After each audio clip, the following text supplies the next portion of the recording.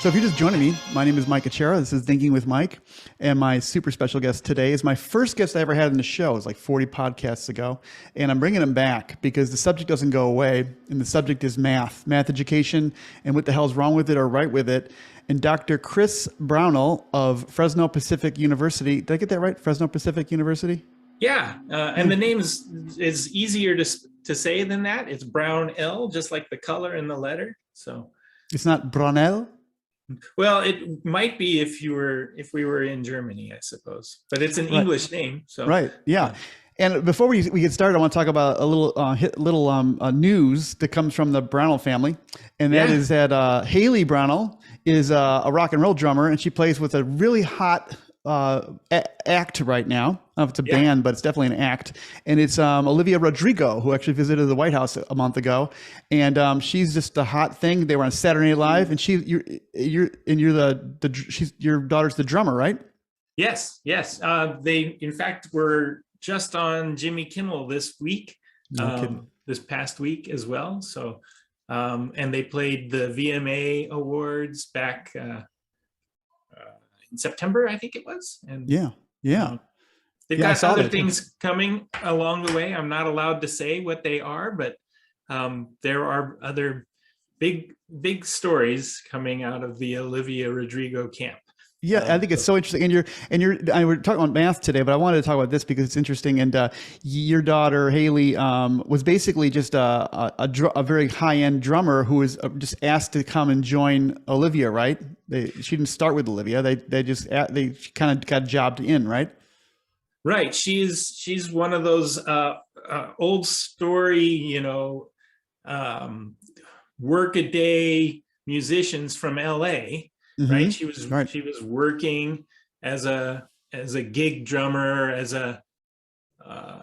she signed on with a couple of bands that had backing, and was, your basic journeyman working drummer in the studio world of Los Angeles for a number of years. And as a testimony to hard work, she became known as for being the person who could do the job when you called her up. And she got the call when Olivia Rodrigo was just brand new, coming out with her second and third songs that were destined to be massive hits.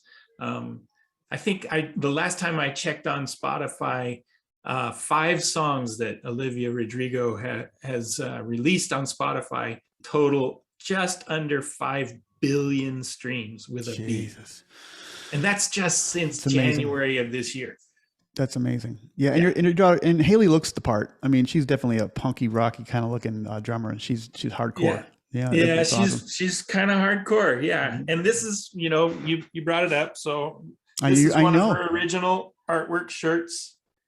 It's beautiful. Brownell. And she actually did the art for that shirt? She did the art for the shirt, yeah. No kidding, that's awesome. See, you're wearing that shirt because I told you today I was going to wear my Violent Femmes t-shirt. My wife went to the Violent Femmes in Milwaukee. I've actually been to one of those concerts in Milwaukee. They're still an awesome band. But you're like, well, if you're going to wear that, I'm going to wear my daughter's shirt. So I'm showing off Haley. You should be a proud dad. That's pretty awesome. It's cool that a math professor produced a punky rock kind of hardcore drummer. It's hard to believe, but or maybe not. I gave her just enough rebellion, I suppose. So there you go. Yeah. Well, I know a lot of math people, and they tend to be artsy. It's the funniest thing. They tend to be they write haiku poetry. They do knitting and crochet and pottery, and they tend to be very maybe the type is so wrong, our stereotype of what mathematicians are supposed to be, because they tend to, I've experienced them to be very whole brain types of people. Yeah, I think that's really true. Math people are very much tapping into a broad spectrum of what it takes to be intellectual and deep thinking. I saw this great tweet today. You just brought this up, and I didn't think to mention it earlier, so now I got to go look for it. Berkeley Everett, have you ever met or chatted with him? He's created quite a number of math things in the world, and he's a math consultant here in California. So you might look him up, berkeleyEverett.com. He's certainly got the right name. Yeah, isn't it great? That's a pretty wild name. He posted this. He created this tweet, which just blows my mind because it's right in line with what we're thinking. He quotes a neuroscientist. She's a USC neuroscientist, I think, Mary Helen Immerdino Yang. And she says, our emotions and our relationships and our cultural experiences in the social world literally organize and shape the development of brain networks that allow us to learn. And then connects that to another professor, Alejandra Biolato, who says, math has to matter before it makes sense.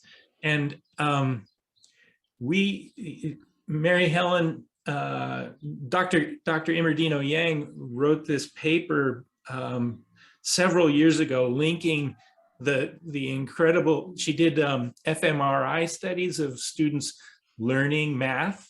Mm-hmm. And learning other things. And she was able to demonstrate this very strong connection between connecting the emotions to solidifying cognitive processes.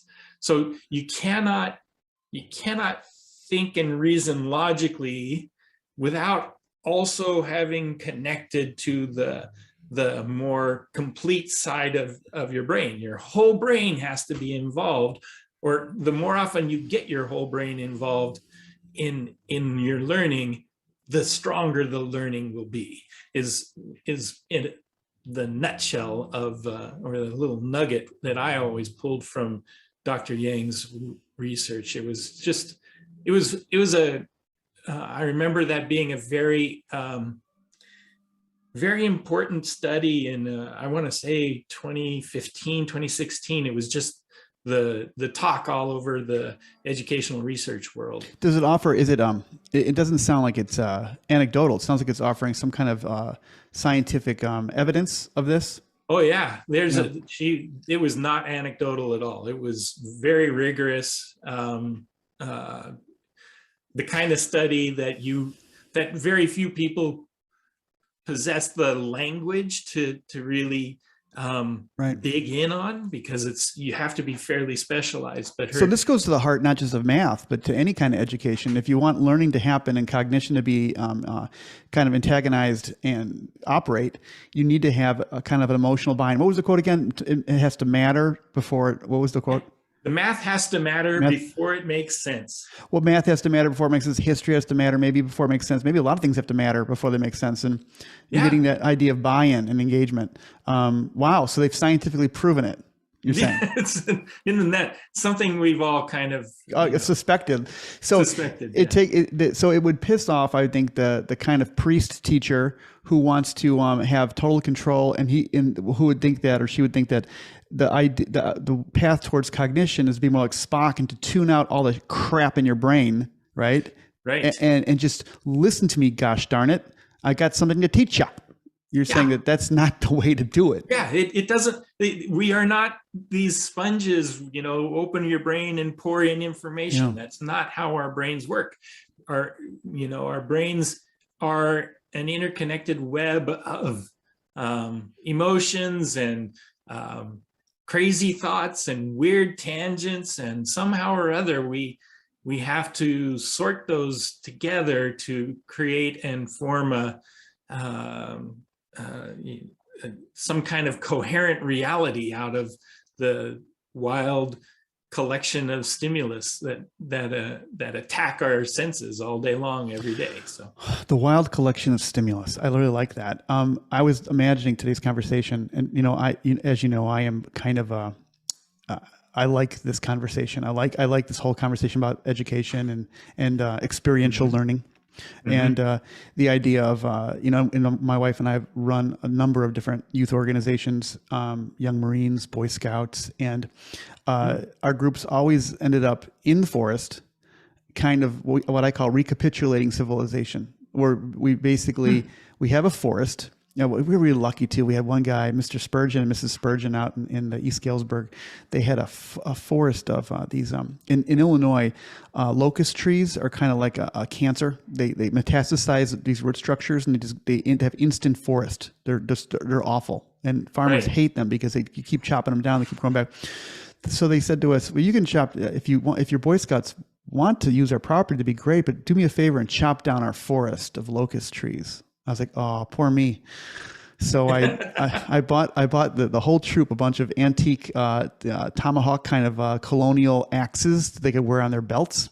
Okay. And saws, and we started chopping trees down safely, of course. Mostly, nobody got hurt. Mostly. And we built teepees, like wigwams, bridges, lookout towers, fortifications. I mean, it was insane. And the reason why I bring that up is because when you're doing that, all of this kind of spontaneous organic math stuff starts happening. Like, how long should they be? How many do we need? How many could we get? How many lengths of 10-foot lengths could we get out of a tree that's this long? You know what I mean? Right. Kids are paces. We're pacing out. So this natural math that just, it has to happen. The math has to happen to get the bridge built or to get the TP built. It's a conical shape. What's the conical shape? Or whatever.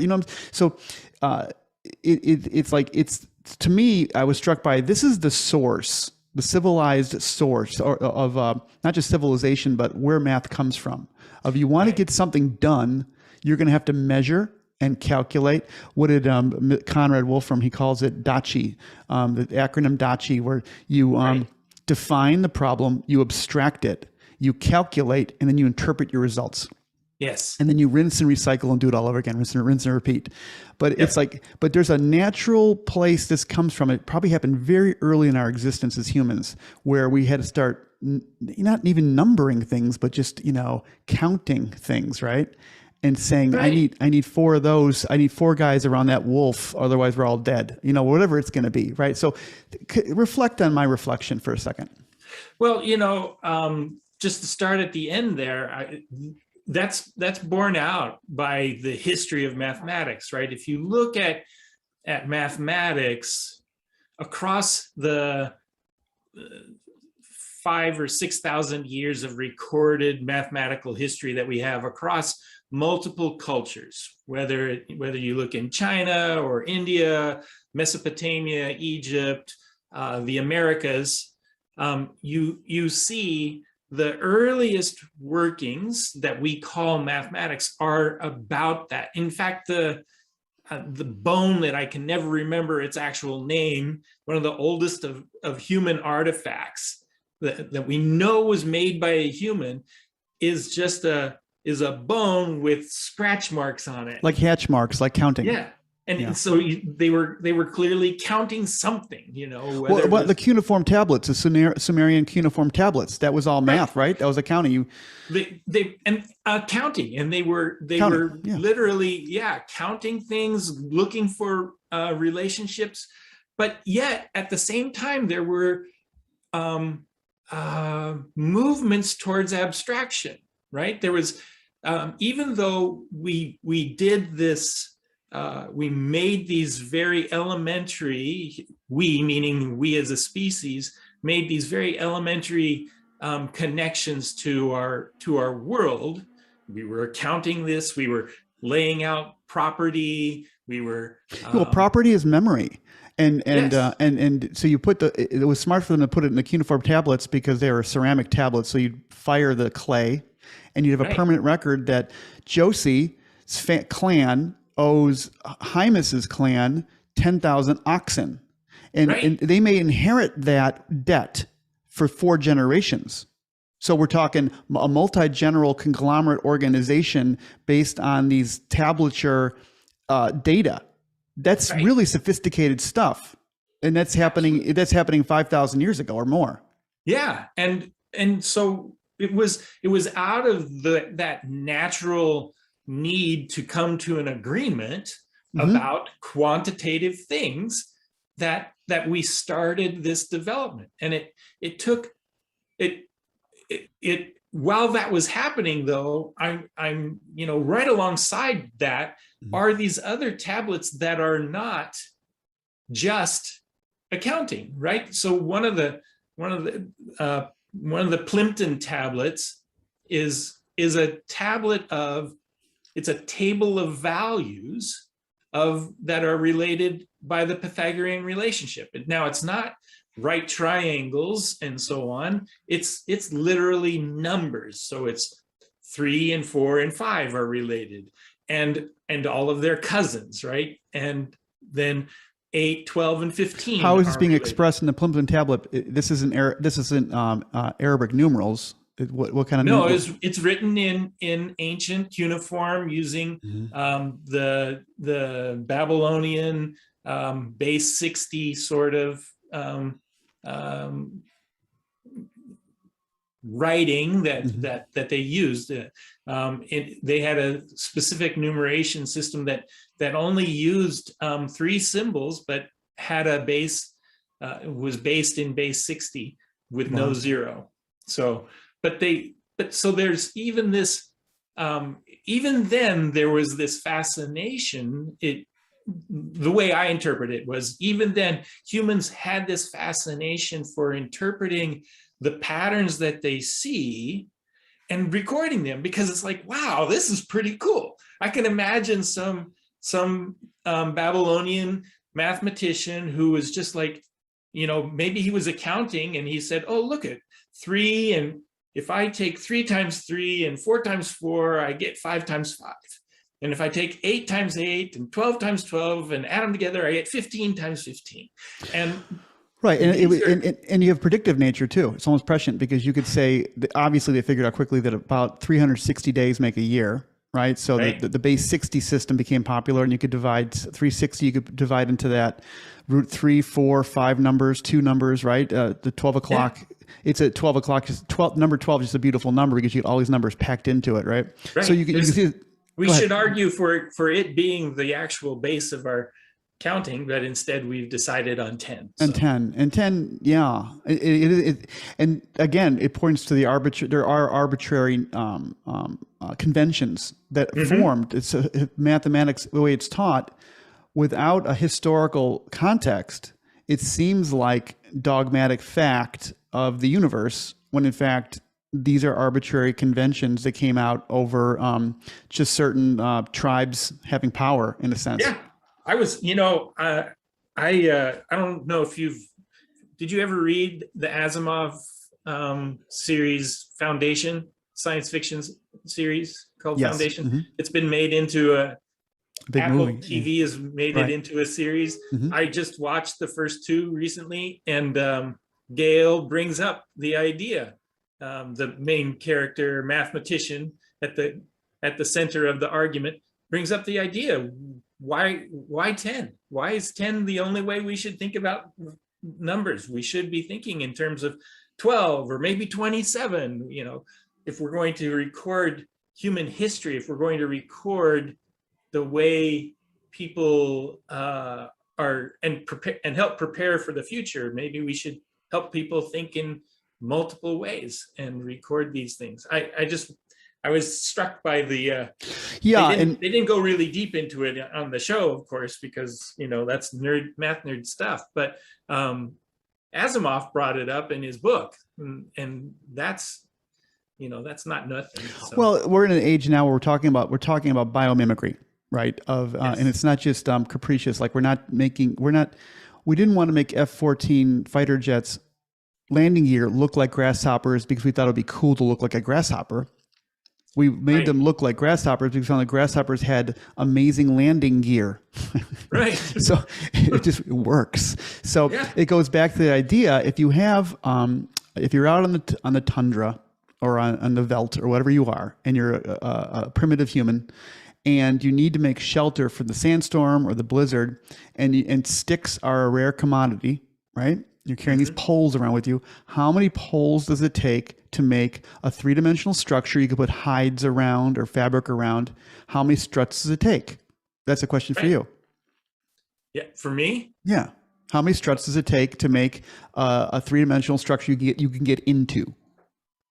Well, it's at least three. Yeah, Two's it's three. not sufficient. Two's not sufficient. Three. So you can make a tetrahedron, right? Because Right. the fourth triangle is actually the pattern on the floor, right? Right. And that tetrahedron is significant. Why is it significant in nature? Well, it's a nice in nature. I don't know, but I can tell you in terms of the Platonic solids, it's the simplest. It's the most basic. It's the first. Right. It's So they the found lowest level. So so that's a limit that was claimed in the Timaeus by Plato. He kind of he talked about it, and we know now for a fact that that's a mathematical truth. It's a limit, right? It's a limit. Right. You can't have more minimal polyhedra. It is the most minimal Regular polyhedra available. Yeah. Yeah. If you right. Yeah. So the significance is that through just brute engineering in the most primitive level of sheltering a family in a blizzard, 3 sticks will do the trick, right? Right. And it happens to be that in our organic chemistry, it was discovered by von Hoft, was proven he was studying benzene, which is an organic compound. He found out that the molecules that are organizing it, the carbon molecules, were making hexagonal sheets. And he said that means that those nodes are organizing this matrix in a way that they should be tetrahedrons. That carbon should be tetrahedral. Right. And he was laughed at by his peers, who said that since the Enlightenment, it was thought that if you model nature after these three-dimensional objects, okay, that's getting into metaphysics. That harkens back to the old days, the Dark Ages, when mystics talked about these orbs with orbs within orbs, right? But people like Kepler kept on it. Even great scientists like Kepler said, no, actually, that there's something to these different polyhedras that nest inside each other. There's something to probing this, but it was kind of like not popular. And Van Hoft brought it back in the late 1800s. He brought it back. He got a Nobel Prize because it was proven to be true. And we have stoichiometry now, where we connect all the balls and sticks, right? But so it got back into fashion in the 20th century that yes, nature, even at the molecular level, is using this geometry that Plato was talking about, this geometry that primitive man was using to protect his family. So there is a source, an organic source. It's not arbitrary, is it? Nature isn't really arbitrary when it comes to how it forms itself. No, it's not, but it stumbles upon it, I think, right? I mean, at the molecular level, I don't really know beyond iron how things really get formed, outside with what goes on in supernova. But the processes within stars are fairly well defined, and something I can sort of wrap my head around how fusion works in a star and generates all of the elements, iron and below. But beyond that, it's kind of like it all gets crazy to me. But so those abilities for molecules or elements to form is somewhat driven by how physics exists, right, in this universe. Beyond that, everything else seems to be fairly trial and error over lots and lots and lots of trials, and the things that work survive, and the things that don't work don't survive. So that's right. There's a scientist. The beauty of having a 16 billion year experiment going on. Right. So. I'll bring up Stephen Wolfram. Stephen is the brother of Conrad. I interviewed Conrad, right? Nice. Yeah, the Mass Fix. I saw it back there. Yeah, this is his brother's book. It's way thicker and way heavier. Yeah, much thicker, much heavier, and I've never been able to get beyond page 20. Nobody can read it. It's too hard because you open it up and there's these it's so dense, but there's all these different graphs and equations and lots of models, of visual models. But I heard a podcast with him, and he talked about this really interesting idea, and I'm not going to remember the computational. I forget the name of the word. The concept is goes like this though. Okay, that there's these islands of where we can computationally find out scientific truths that work for us, right? That we can compute it, and we can get results, and we can find regularity. So we can make rockets go up, and we can make houses stay warm. And there's things we can do. We can keep people alive. You know, within we can this make narrow band. It's a very narrow band, but there's this very much magnitude scale wider band of unknowables because they're computationally unresolvable. So you have the biggest computers in the world working for 1 million years, and you really can't determine what will make what you can't predict weather. Like it's not predictable. And that's not because we don't have big enough computers. It's just because the nature of the problem is squirrely. It's a squirrely thing. But we keep thinking, we have this arrogance to think that like we could solve any problem. Well, maybe we can, but some problems seem to be, by all measures, irresolvable because of their nature. They have so many, and it has to do with the fact there's so many different kind of factors going into them.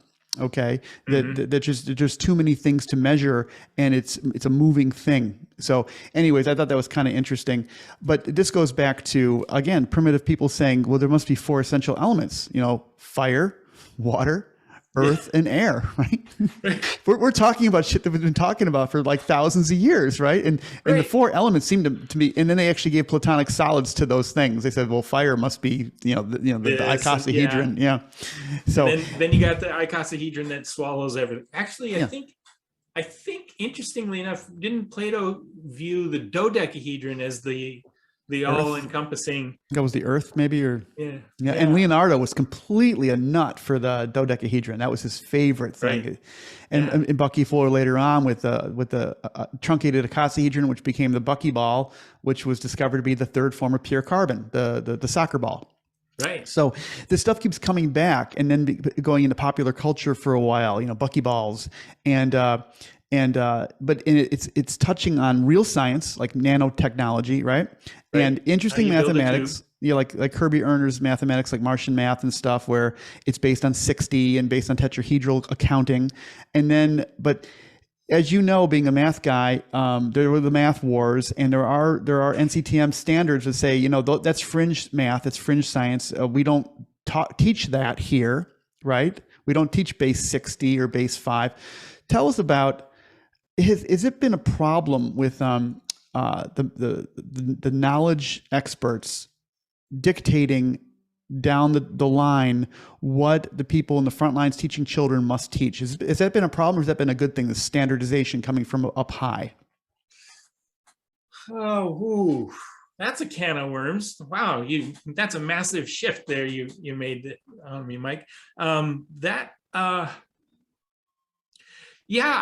would say that people like me, who have some position in the math conversation, right? For some reason, my commitment, over the last 30 years to this profession, put people like me in a place to have these conversations. And I'm not sure that we are always the best people to have those conversations, or certainly we're not the best people to be the only people in the conversation.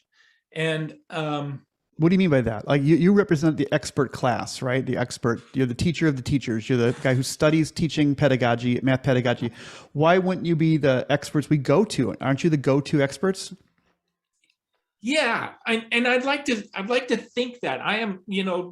First off, I want to say right out front, I am a person who's very motivated by the idea that that popular culture now is very much anti-expert, right? So in the sense that everyone is an expert, because we have Facebook or we have Wikipedia in front of us. So suddenly my half-informed opinion about the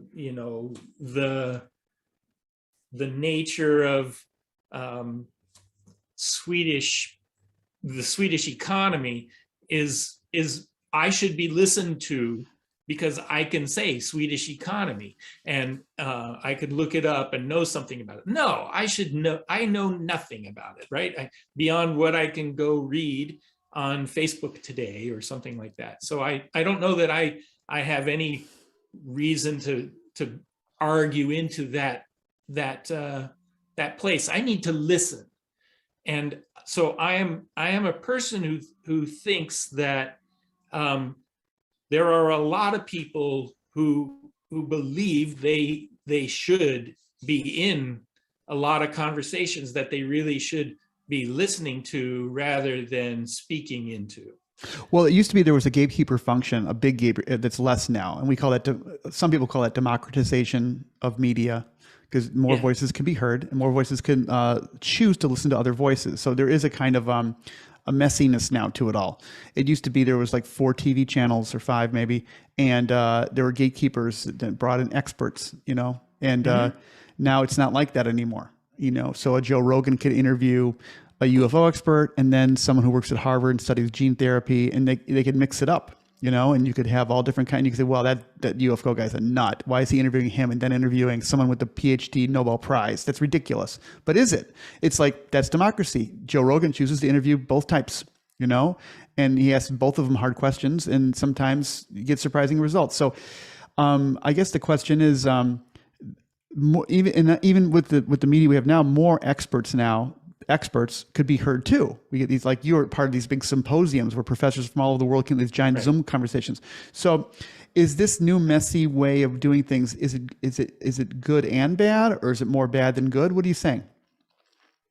I'm saying the jury's out on that. I think what we see in the bifurcation of society right now, and what appears to be this ever-growing wedge between elements of society, being fueled by some of that messiness,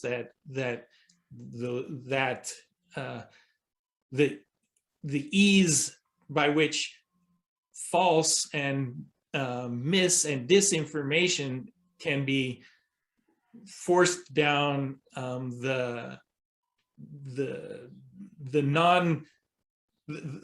people who are interested, but more interested in being argumentative and being on the, being oppositional, giving people who are oppositional misinformation and bad information only serves to separate society more than bring us together. And I think we need to find ways to talk to each other, to listen to each other, and set aside ways that drive us apart. Right, but the idea, and I hear that a lot about disinformation, right?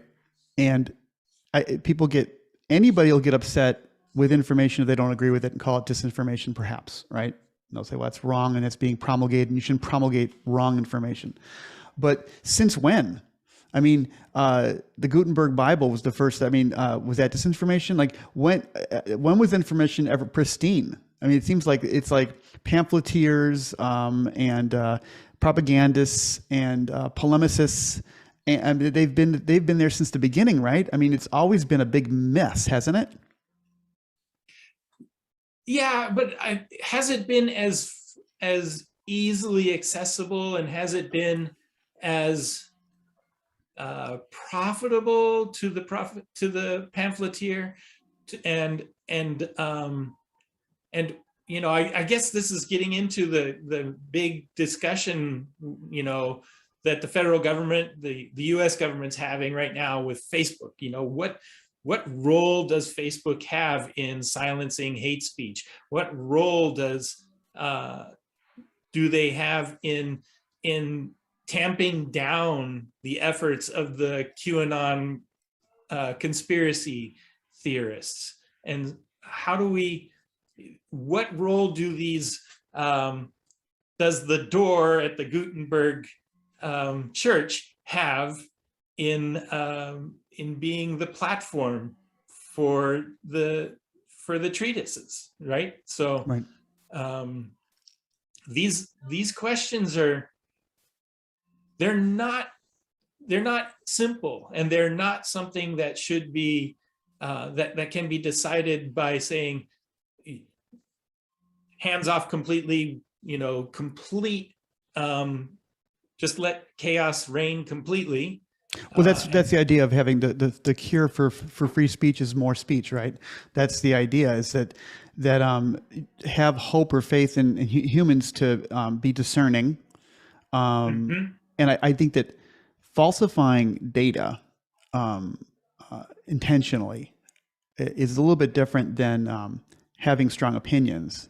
So I guess if you did present false data, but then again, there's lots of people out there presenting different data sets from the same population, right? And so we can talk about that, but because data literacy or computational literacy is part of this discussion about how to look at numbers, right? How to properly see numbers. And yeah, so we'll roll this back to math again now that we've gone out if you want, yeah. But it's your show. It's all related. So that's the interesting thing, is all this stuff is kind of related. And I had originally asked you about the expert class, the recognized authorities on what is math and how it should be taught and why the hell is it important.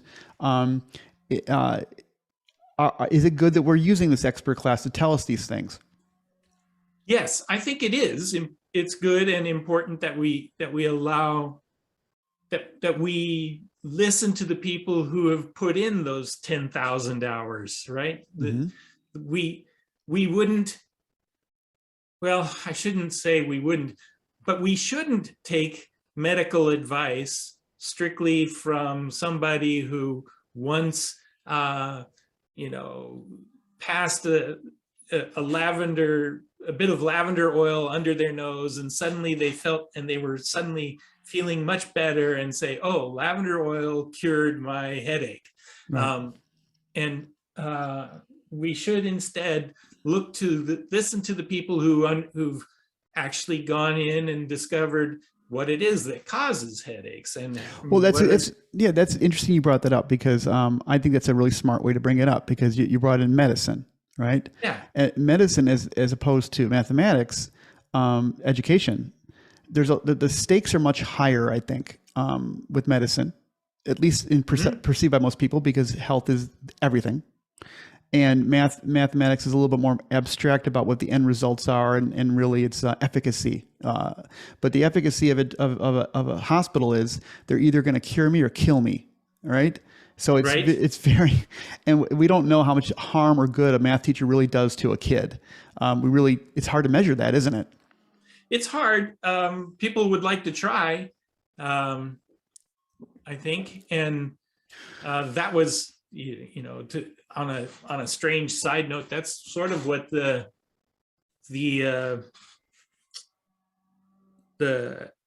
what do they call it? The added measures or added benefit measures that were put in place in the early 2010s to measure the impact of value-added measures. That's what it was, value-added measures of teaching, and using that sort of thing to assess a teacher or assess a school. Can you actually predict where a child should be after X number of months in education, and then measure where they actually are and decide whether the school added to where they should be or didn't meet up to that expectation? And so, yeah, people are trying to measure these things, but I think it's important that we do listen to, in some ways, the people who've given their time to understand what math is and what math can be, and how it should be taught. I know you interviewed Conrad Wolfram, and you've read his book, and I have as well, and I think his vision, or that view, informed by all of the thousands of hours that he's put into thinking about the problem, has some merit and should be talked about and should be listened. He should be given a place to listen to. Whereas some, I'm not as convinced that, somebody who hasn't really thought about the math that their kids learn, aside from the fact that they don't know how to do it themselves, should be given that same, whose argument carries more weight. Let's just bring this up.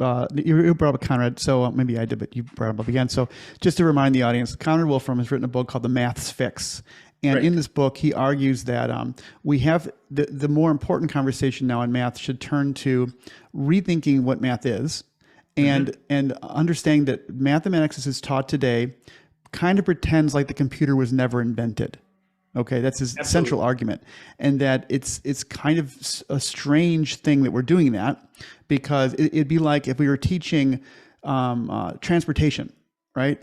And we keep talking about horses and leather work and bridlery and wooden spoked wheels. Spoked wheel, yeah. Yeah, and it's like, what the hell are you talking about? We have asphalt and concrete and cars. What are you guys doing? Yeah, so he's saying the metaphor should be reality. We're living in an age of AI, almost singularity now. And you and I are pretty much the same age. Probably you look younger than me. But I'm a little older than you. When I was in 6th grade, I remember a kid, Duffy, came to school, and his parents had bought him a Texas Instrument calculator. It was 1976. It's a big sucker, right? Yeah. It had the little funny numbered glowing numbers. It was before LED. Maybe it was LED. No, it was like they were LED. They were red LEDs. Yeah. Yeah. And it could like. I had one. They were beautiful, and we're like so excited. And of course, the first thing he says, "Well, that's cheating. That's cheating." And now he's saying, actually, you could have these computer assists.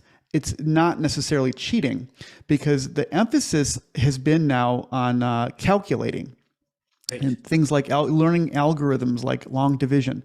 But the computers do that so well that if you let the computers do a lot of this calculating, and he doesn't say kids in 1st, 2nd, 3rd grade shouldn't learn their arithmetic. He does think they should learn their arithmetic. There should be numeracy. There should be mathematical literacy to a certain degree. Absolutely. Right. Mm-hmm. And it should never really end. But calculating, multiplying 3 and 4 digit numbers and dividing 3 and 4 digit numbers is ridiculous in the extent that we never do it. We go right to Google Calculator. We just don't do it, because there's no need to do it. I can sit right here and ask my personal assistant Alexa, what's 7,342 divided by 95? Hang on.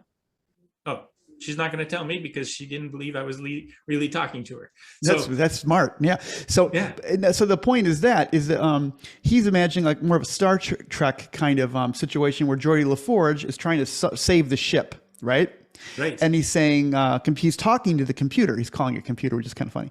And he's saying, if I put in 80% more load into the warp core, but I changed the flux by an amplitude of 3, what will my modular blah, blah, blah be, right? And the computer will say, calculating, da, da, da, da, da, right? He's not going to say, well, I'm going to go old school on this one and get out my slide rule and my pencil and paper and Right. So Geordi LaForge is we recognize that he's doing math. He's doing engineering. But he's using a computer to help him out in a very smart way. And that's what he's saying we should be doing with kids too, is let kids, and if you do that with kids can do some really fun scenario learning. Absolutely. Right? Could you continue? So there's no reason for us to pretend that the machines that are available to children aren't available. Right. This phone, I can ask it verbally questions. I can, if with the right free software, I can ask it to solve, differential equations for me. And and if I can understand how to frame a problem, or that a particular problem is frameable within a different, that requires a mathematical model of a differential equation, don't I already understand a whole mess of mathematics? Do I have to prove that I know how to find a numerical solution to that differential equation before? But that's all we do. That's all we do is prove to the teacher we know this shit when we're asked it. And it's all we're doing is we're always proving procedural things. Right. And that is backwards. And this is exactly where I 100% agree with Conrad Wolfram. And we need to move beyond this incessant need to demonstrate our facility with certain algorithmic procedures on paper before we can actually do real, important, contextually significant problems. Yeah. And we need to do that, because then we get to what was in the tweet that I mentioned earlier. We get to the place where it matters. Do math that matters. Yeah. Well, and it attaches to our emotions, and it allows us to be socially involved, and it becomes critical to the child in some ways. I like that. I like it when things pass up the teacher, pass up the school, and you get a fly in the ointment like Elon Musk, who's really like the ultimate fly in the ointment, because he's just going to Mars. He's like, well, I'm going to go to Mars. And NASA's going to pay for a lot of it, because they're going to like be embarrassed if they don't, because it's so excellent. But you get people watching, millions of people watching these videos where they're talking about max Q and delta V and how the way we get to Mars is not through brute force, but it's through really clever math, like the velocity of Mars and the velocity of Earth. And if you do it like this, then basically you meet Mars where you want to meet it. You don't have to chase after Mars. There's all these different orbital dynamics, and kids are looking at these orbital dynamics. Should be third or fourth level engineering in college, right? In a pretty sophisticated degree, like aerospace engineering or whatever it's going to be, astrometrics, whatever you call it, right? But these people are talking to basically kids with a fifth, sixth grade level education, and they have beautiful graphic illustration of what they mean by delta V, what they mean by max Q, the max aerodynamic pressure on a rocket when it's taking off, and how much velocity, what the escape velocity is. All these things are beautiful, beautiful math, right? And they're putting it in the kids' toolbox. Like, if you want to go to the moon, if you want to go to Mars, if you want to do it on a budget, if you want to get 1 million people to Mars in 40 years, this is how you do it. It's all this applied mathematics, and it's beautiful, Wow. And it's really hard if you're doing it by hand.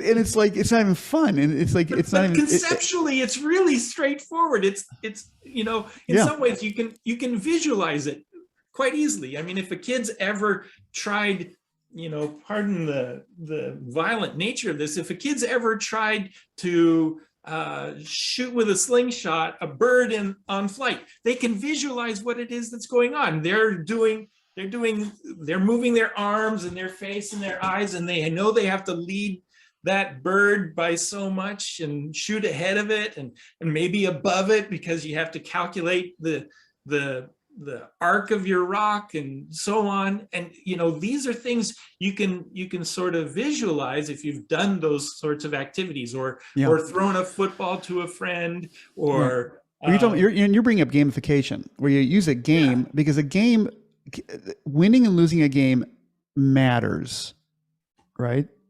Yeah. You're creating matter. You're creating like things that matter. Well, sometimes we do things artificially by using games. So how do we get kids engaged? Well, you could tell them it's really important they learn this shit, right? Or you could say, let's play a game. A game? You mean with winners and losers? Yeah, a game. And it could be, hunting. It could even be just becoming better, right? But kids sometimes the goal of being better is do it because it's fun to get better, right? I was a diver. I never expected to be the guy who was the Valley champion diver. I dove I practiced because I wanted to get better. I just like getting better too. But right? that's like a game but that's still a game. That's a game with oneself, right? You're competing against yourself, essentially, right. And you could always make progress, which is really a nice thing to teach kids. They could always get better, you know, usually.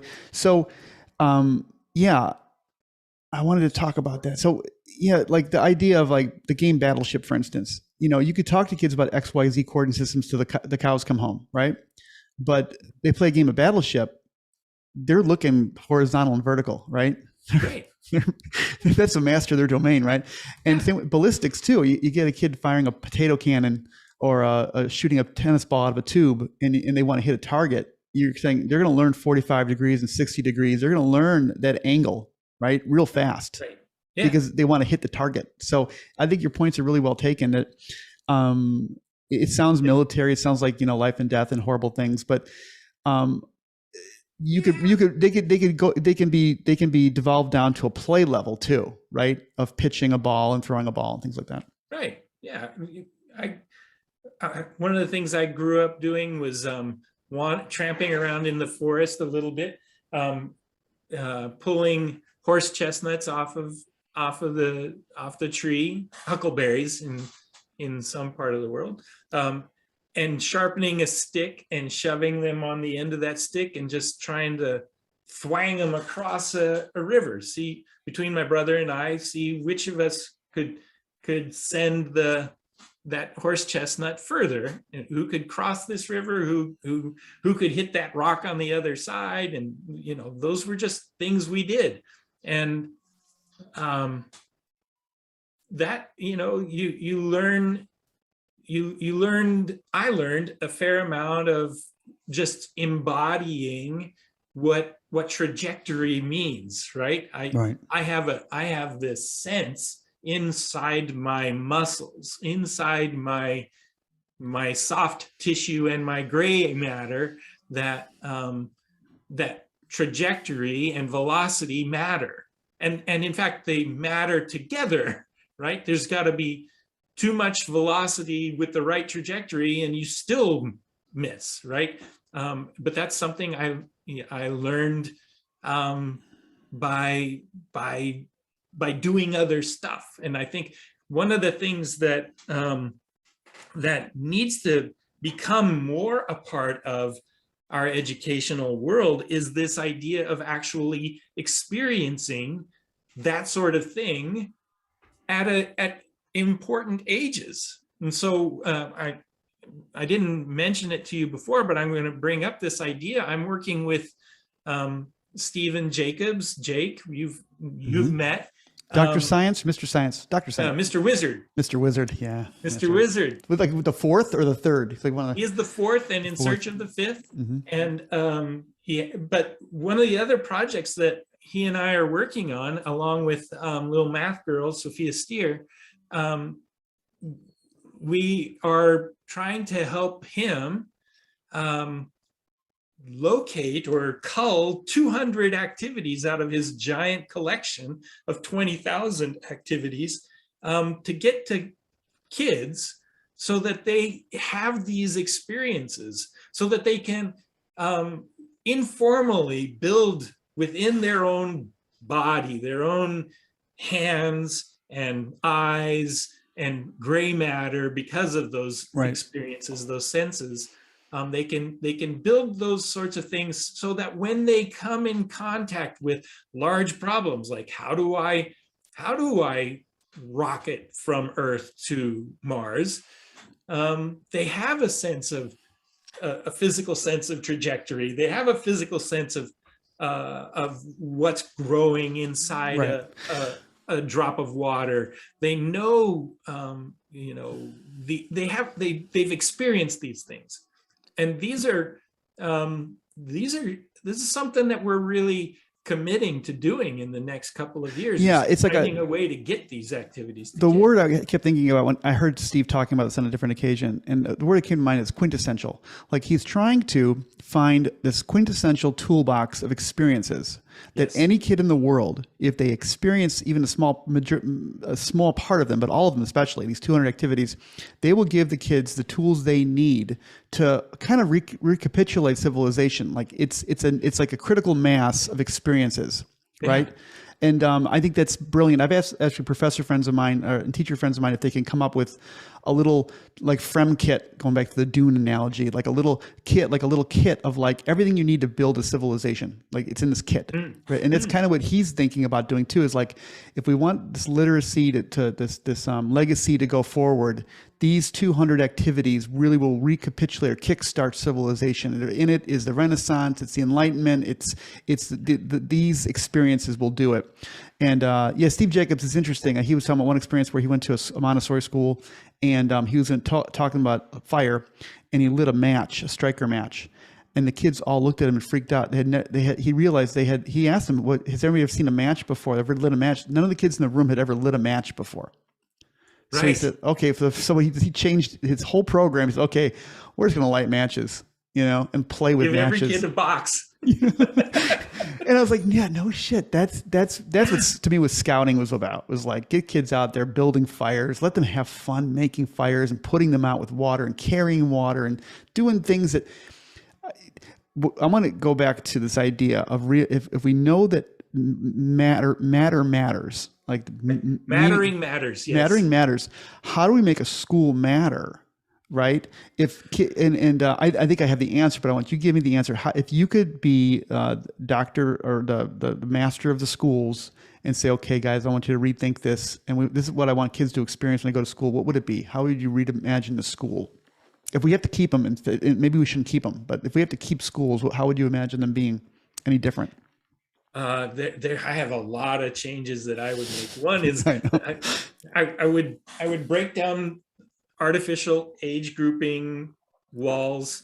I'd get kids out of classrooms. I'd make parents agree that it's okay that your kid scratches their knees and maybe even breaks a finger or cracks an elbow in the process of learning.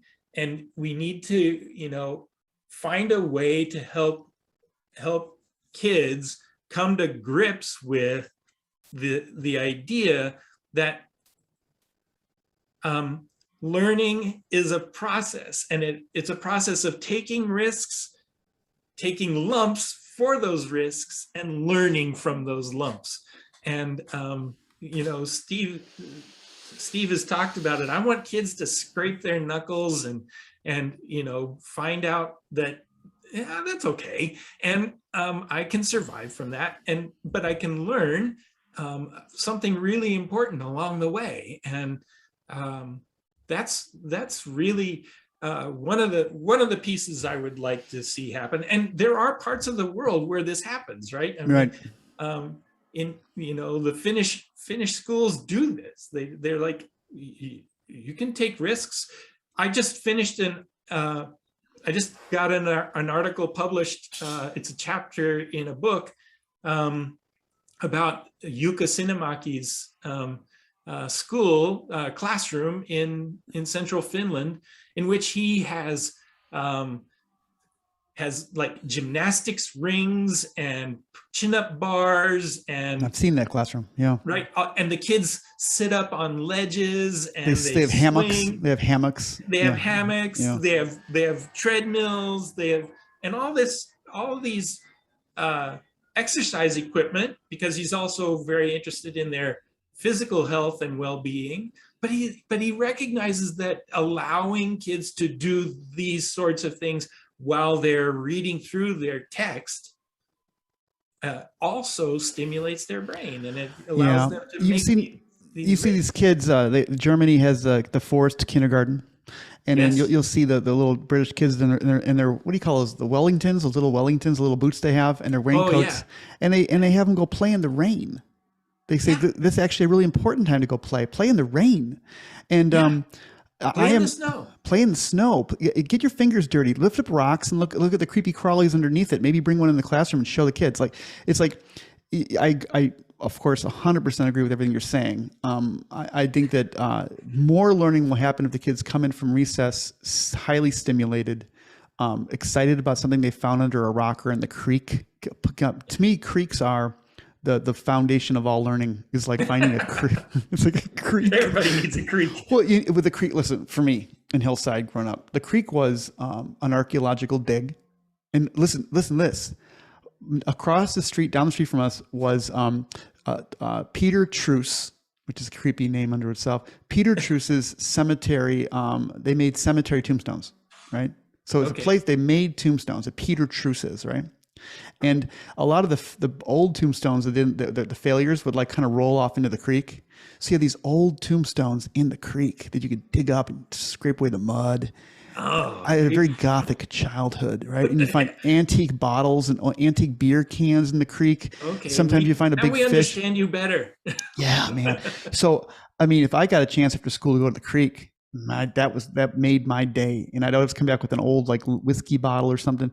But yeah, so and that sense of this is a kid on their own, perhaps going to lacerate themselves, in a creek. Yeah, it's possible. Right. Or get bit by something or whatever. But so what?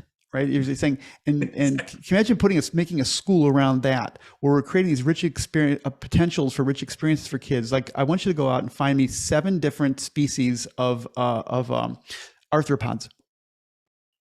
What's an arthropod? Immediately, first question. Oh, but see, I don't know if you noticed this behind me.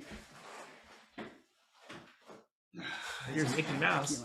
But it's Mickey Mouse, but he's got a pith helmet on, right? Because every kid should have a pith helmet. And to me, like the idea of the explorer, I imagine this classroom when you're talking, like, yeah, every kid should have a little shovel. They get their mess kit and their shovel and their little saw. And these potentially dangerous things, right? Like, but to me, a shovel it's a tool of civilization.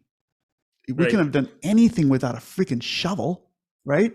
So let kids, like, we made a little pond over there, you guys. There's a little pond, but we want actually the water to be down here. And actually, I'm thinking like Hogle Park now, and we want the water to run from this area to this area, and there's gonna be water in between that's running. And we want to see if we can harness any power from that water that's running. Right? Could you imagine works? It's a works project, right? Yeah, it is. It's public works. We need to get this. Yeah, and over there, we need you to divert some water here for irrigate the garden, right? And the kids, universally to a kid, would be all over that freaking project, right? Yes. But we don't do that. We treat kids like they're going to the office. It seems like. Well, and that's exactly true, right? So, the reason I say maybe experts like me shouldn't be the only people in the conversation is, this gets back to one of my favorite things to rag on. In the late 1800s, the late 19th century in the United States, the Committee of 10 decided on what the secondary math curriculum should be. These 10 white men decided what everybody should know in mathematics. And they said, everybody needs 2 courses of algebra and a class of geometry, classic Euclidean geometry sandwiched in between them. And guess what?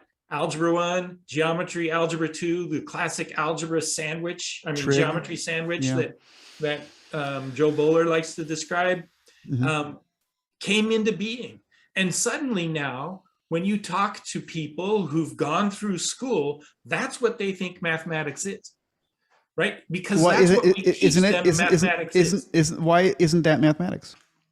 Well, it's a piece of mathematics, but is it a substantial piece? Is it the big piece? Were they wrong? No, the reason for doing it was to create people who could accurately calculate and go in and be the computers, right? If you remember the movie Hidden Figures, or the story of the African-American women who got people to the moon because they knew how to solve differential equations by hand before there were computers, we needed people to do that.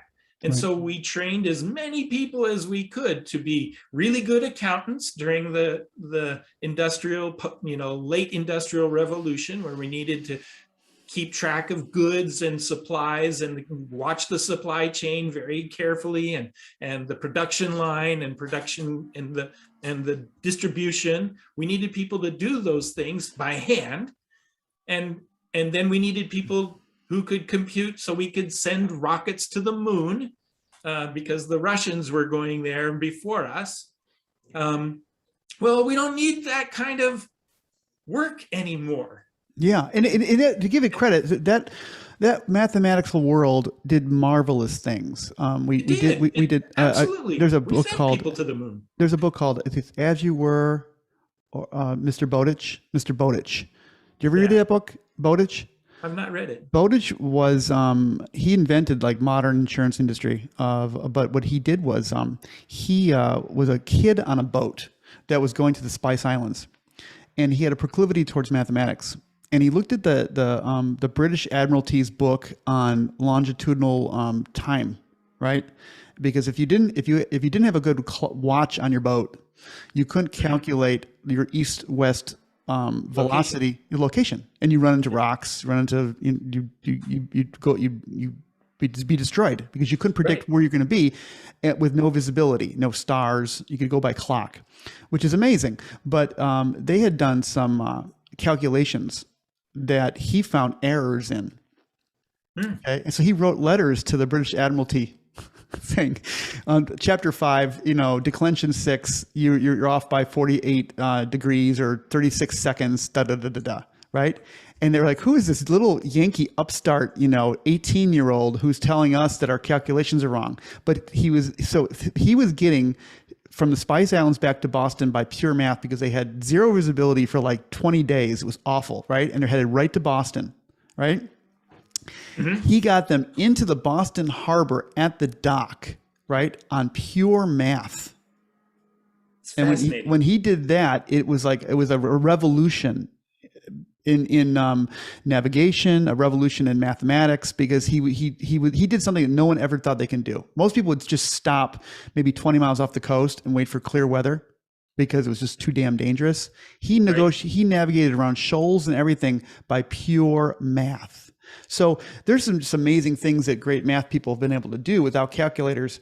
But now we have calculators. So it's like going away. It's a lot less boats are sinking now. A lot less planes are crashing now, and thank God. So what Wolfram is saying, let's move on now, because there's a new era of math literacy that's coming. Kids with these computer assistants that can do amazing things. So how do you envision this future now? We have this school now where it's fun to be at, and you could have experiential learning. What do you see the new kid looking like in the next 20, 30 years? The new kid?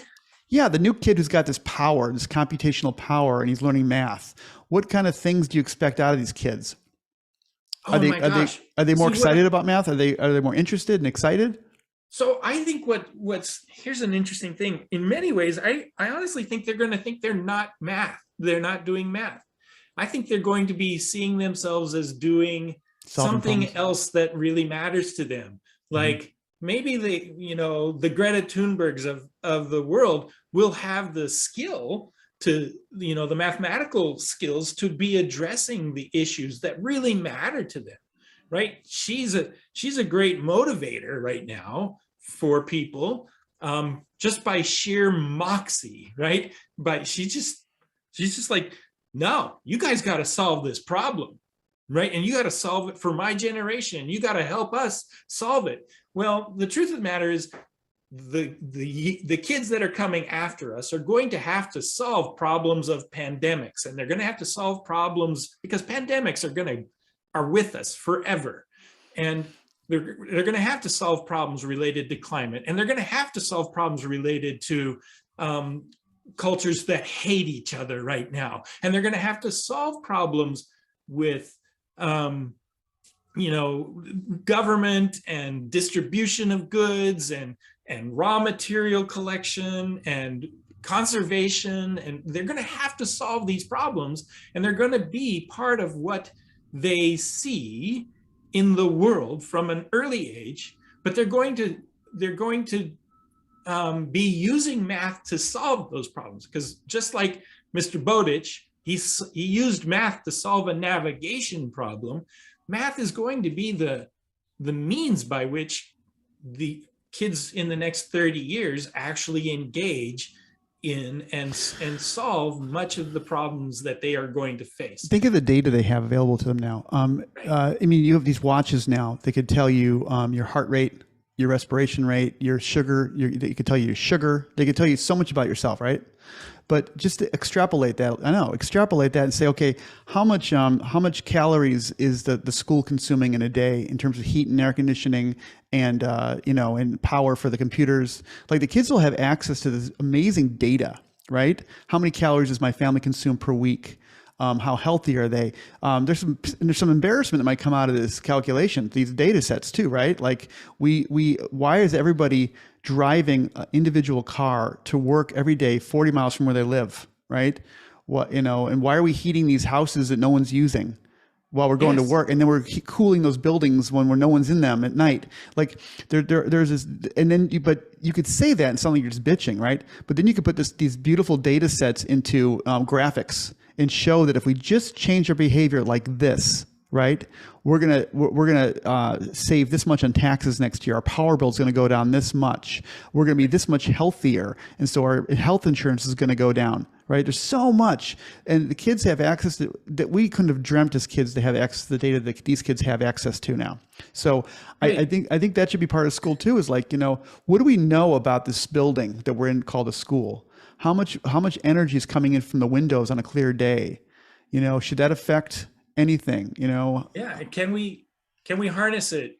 How do we protect ourselves against it? All these questions, because if you're a kid in school in Phoenix, you have to think about that energy differently than that kid in school in Maine. Yeah, right? They have too much of it. Yeah. Right. Yeah. So these two problems are contextually very different, but they are still the same problem. They are problems that kids can think about too, right? And I think that's one of the things we will see in the next 20 to 30 years is kids being asked to.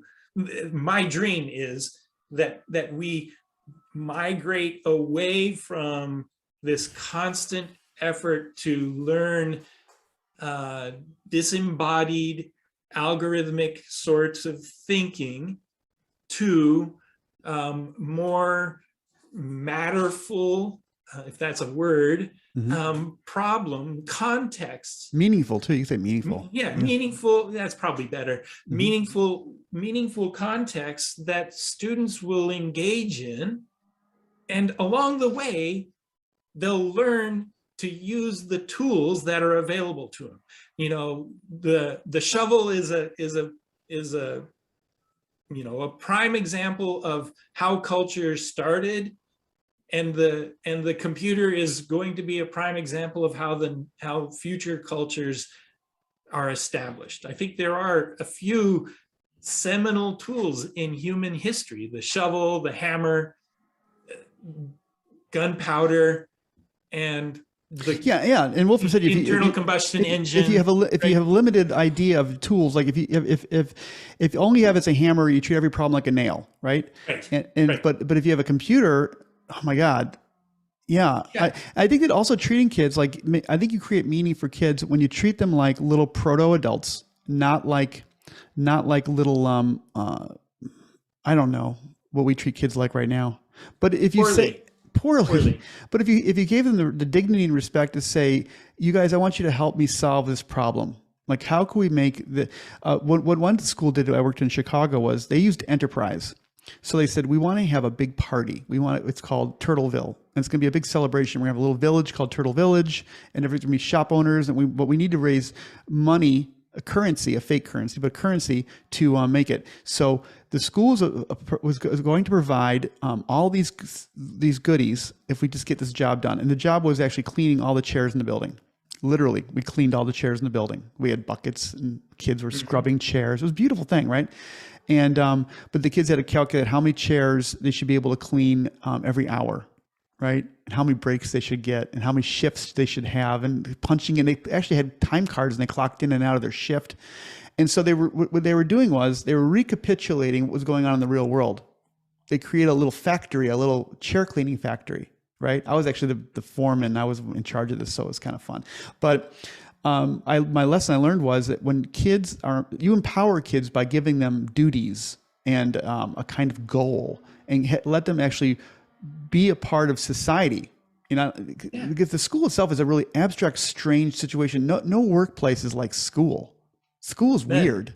We're being talked to all day by a superior. Even the Marines isn't like that. I mean, they don't. It's not like that. So, yeah, I think the more school acts like the real world, and less like a prison. And less like a prison. Thank you for saying it. I always say prison. It's the only other place that's like school. That's like school. It's honestly the only place that's organized in the same way that school is are our prisons. Yeah, where there's a warden with the underlings whose job it is to keep everybody under control. Yeah, we have the same recidivism. There's a reason in the educational literature there's a whole group of people talking about the school to prison pipeline, and there's a reason for it. Now, it's a very real thing. It's a thing identified in society, and especially in the United States, that we have this us versus them sort of mentality in school, and that's got to end. It has to end. Yeah, and this kind of tribalism. We have to stop incarcerating and preparing our students to be incarcerated. Yeah, and there's a tribalism that happens in schools too, where you get cliques and you get gangs and you get a kind of social order that feeds upon itself in the worst kind of way. Absolutely. And America should be, rightfully be, it's not always, but it should be a breeding ground for democracy and freedom and liberty and individual enterprise, right? This kind of old values of like pull yourself up by the bootstraps and do it yourself and be a leader. And how do you foster that?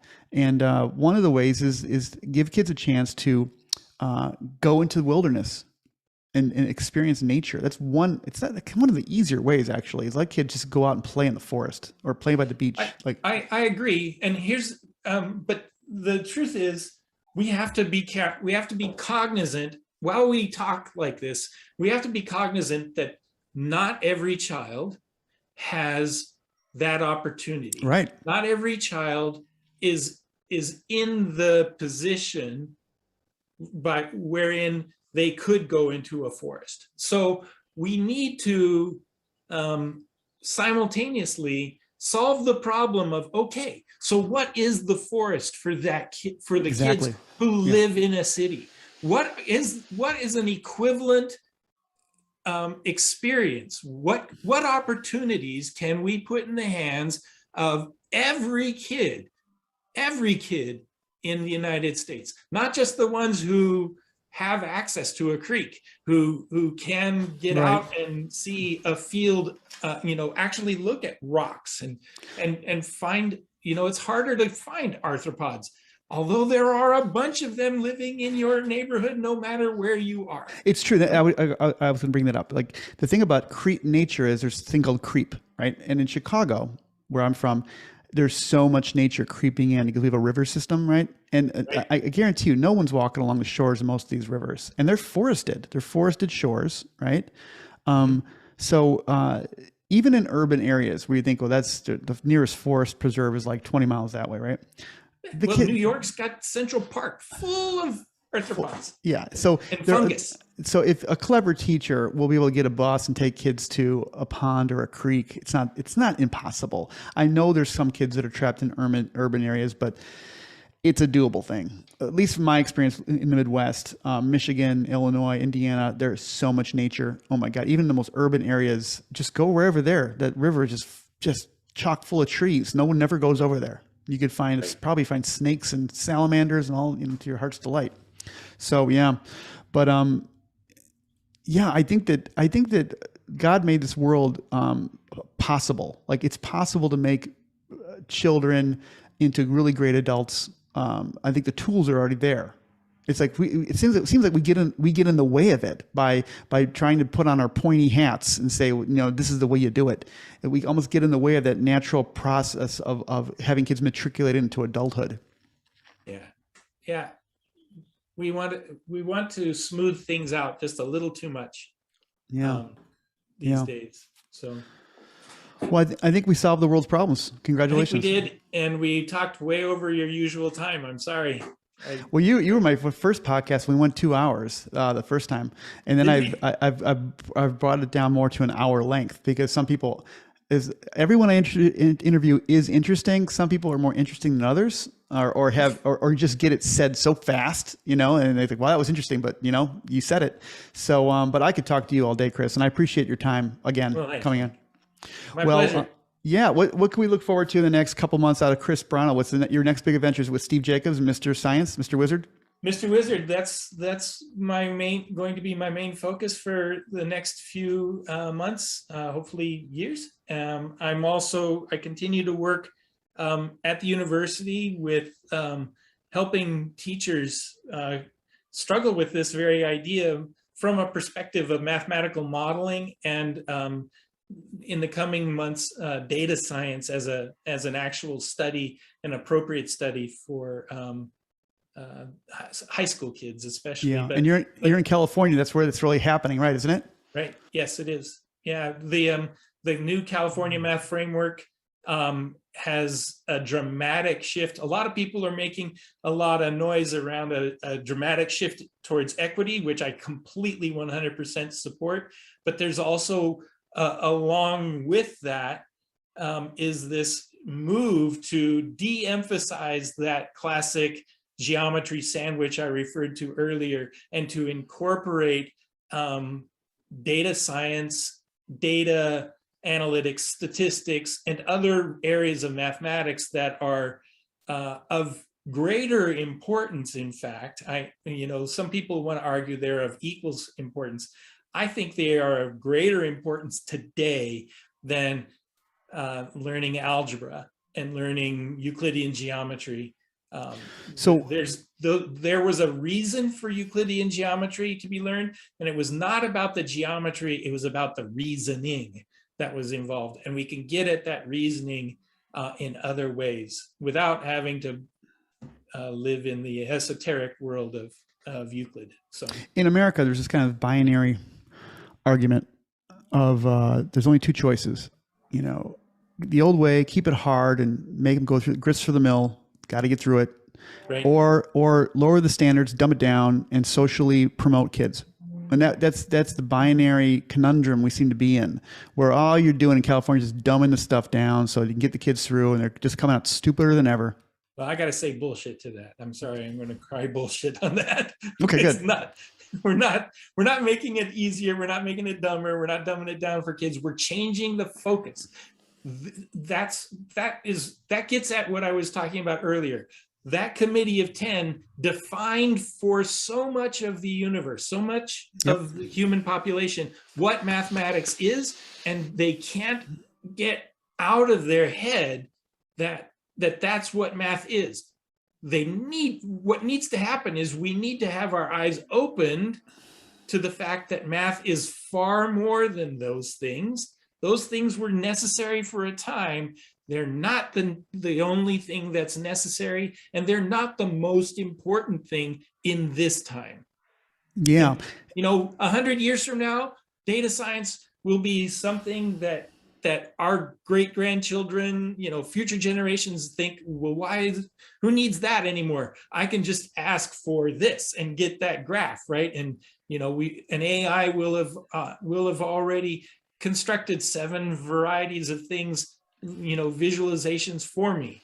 I will still need to know how to interpret that data, but those kids in the future are going to have different problems, and they may have a different set of things that they want to put into. Their parents may need to adjust what math is for them. Right. So the idea is that you make some things obsolete, and it doesn't make kids just little fat, little know-nothing idiots.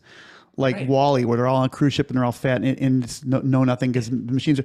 What you're saying is people create new challenges for themselves. So they went to the horse, and people didn't stop walking, but the horse made things better. And they Right. went to the boat, and they went to the plane, and we didn't diminish as a race. We actually looked to the stars then, right? It's new horizons. So you're saying there's new horizons. Is that what you're saying? Yeah. Yeah. As we look into the future, and we have to, I feel like part of society's problem is we just see ourselves. We are this narcissistic group that can't really get beyond this present time and recognize that humans have evolved over the last 6,000 years, and they are continuing to evolve in the next 6,000 years. One of the, pardon me, You don't mean biologically evolved. You mean that we've just we just our cultures have evolved, Yeah, and I yeah. think physically we've evolved too, right? I gave this I give this great there's a great data visualization website called gapminders.org, and on their tools page they have this great image in which they've collected all of the data that's accessible for the last 200 years. And they say, okay, starting in 1818, what was life expectancy? And what's life expectancy in 2018? And you watch that change across time. But interestingly enough, they associate it with nations, right? So in 1818, every nation had a life expectancy of around 40 years, 40 to 45. Some were a little higher, some were a lot lower, but on average, about 40 years. And as you watch through time, life expectancy now across the world averages 70 years, across all of human population. And it doesn't matter whether you fall into the low income per capita nations or the high income. Is that because of things like, having iodine in the diet and antibiotics and things like that? Yes, all of those things. Healthcare, we understand health better, we and so on. But we are also breeding healthier humans. Right. Our species is developing the ability to. We've eradicated diseases too. Yeah. We have conquered diseases. Now, is that an act of evolution? I think it is. It's an evolution of our mind. Well, it's toolmakers. We have changed our environmental niche. Yeah. To suit us. Like going back to the kids digging the trench with the shovel. I mean, the idea that we used to actually throw our feces on the street, right? Right. And then we lived in our own shit. And then somebody had the idea, why don't we just make a little gutter on the side of the street and let it wash away, somewhere, right? Somewhere else.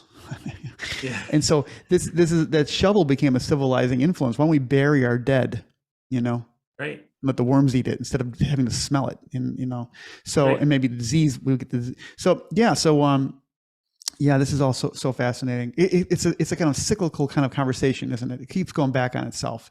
We're evolving, and we got to go back to what made us the civilizers in the first place, right? And teach and have the kids experience that in a relatively safe place. What it's like to use the tools and to build society and build group thinking, not group think. But you don't need Lord of the Flies. No. But some amount of uncivilization, so that we learn the value of civilization and what. Yeah. Let them get a little messy. Let them go out in the rain and try to get just a simple thing of you're going to go out in the rain and here's a tarp and here's some sticks. Going back to our first conversation, stay dry. What are you going to do? Best. Do your best. Figure it out. Come back in 4 hours and I want you to be dry. Yeah. Welcome to humanity, kids. Yeah. It's hard. Yeah. Well, we've come full circle. Back to the three sticks. Okay, man. Well, listen, thank you so much. And we're gonna do this again in another 6 or 7 months, and we'll see how much difference you've made. Okay. Oh, okay. Okay. Thanks, Chris. If that's the measure, we're in trouble. You better work. I better. Okay. Ciao. Ciao.